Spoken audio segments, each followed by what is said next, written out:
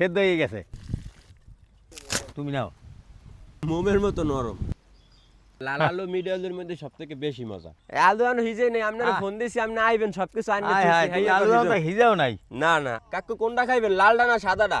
এই হইছে লালটা, এই হইছে সাদাটা। ওই লালটাই খামু। লালটাই খাইবেন? দর্শক, কোলার মধ্যে আইসি আলু ক্ষেতের পাশে, তার এক আলু সেদ্ধ করে খাওয়াইবে।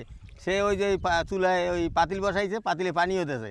কারণ এই আলুগুলো এই আজকে লাল আলু, তারে এই লাল আলু এই সেদ্ধ করবা। আলুটি ধুইয়ে লাও। হ্যাঁ কাকু দেন, ধুয়ে দিতে। আরো কয়টা দিই, খামু হ্যাঁ। তো একটু বেশি করে খাইতে হইবে। ভালোভাবে ধুইয়ে লাও, কাঁটাগুলো সরাই লাও।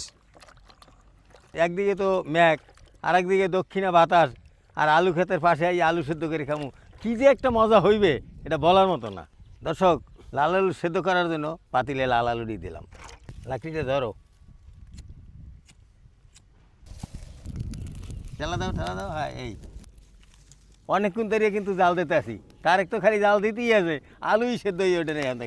দেখি দিই কত দূর কী হয়েছে, দেখি কী অবস্থা। দর্শক, সেদ্ধ হয়ে গেছে, এখন উঠে এলাম, উঠাইয়া পানিটা সেইকা তারপর খাওয়া শুরু করে দেব। জায়গাটা এত ভালো লাগে, এই জায়গাটা তুমি নাও।